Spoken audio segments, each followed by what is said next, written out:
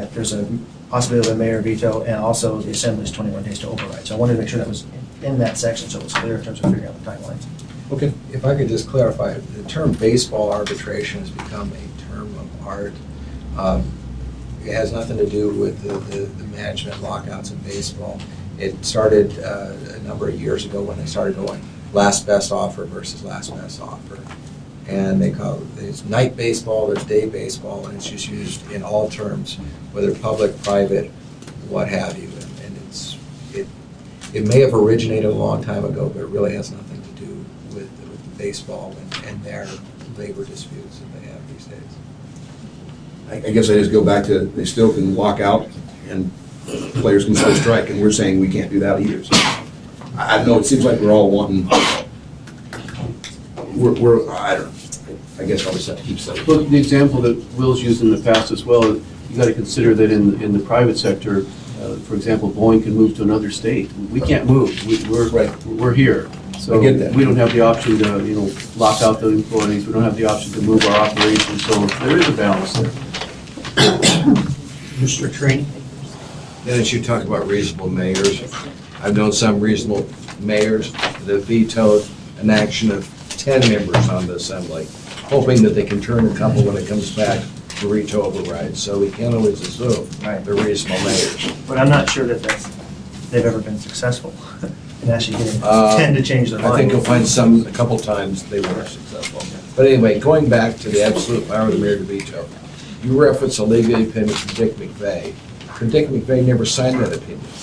I watch your opinions, they come from your assistant attorney to you, and you sign off on them. Yes. But the one you reference doesn't have McVeigh's signature. Do we have him using that as a normal response when he was the city attorney? So I looked, and there were at least 5 or 6 in the opinion index from that time frame that were assigned by the assistant attorneys, but not the municipal attorney, and they were distributed and passed out. And I don't know what the protocol exactly was in '91, but they've been saved and preserved in our index as formal opinions. And I've seen the AG's office do something very similar. In fact, when I was assistant AG, there were some opinions that I issued that didn't go up through the AG to go out to the client. Do we have others from that time where Dick McVeigh actually signed that opinion? There's some where he has signed, and some where he has not. Can you give me an example of both? Because I just have a problem where I think maybe the assistant municipal attorney said, this is what I think. It then went to the city manager, bypassed Dick McVeigh.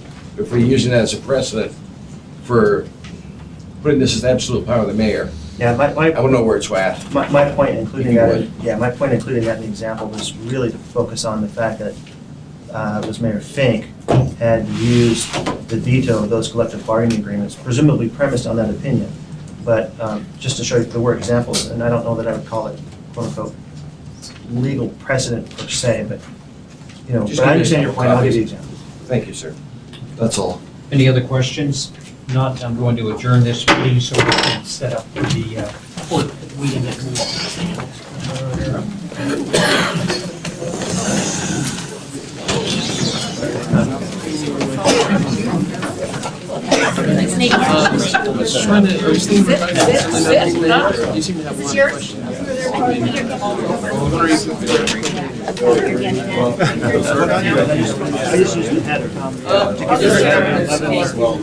There's another meeting. Right here. Next week.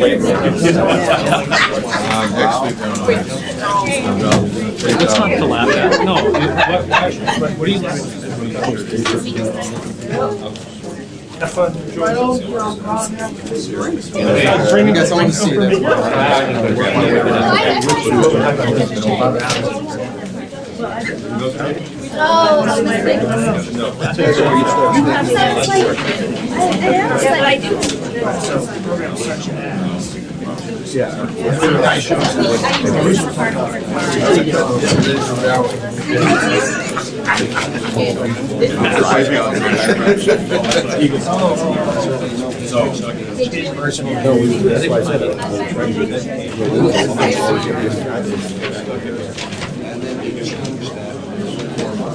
Try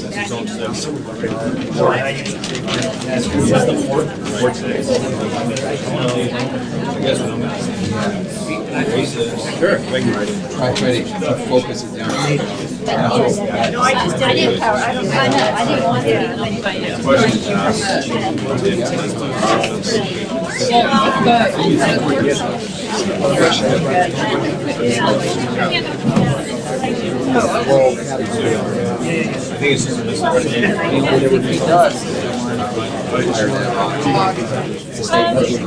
How you doing? They're happy.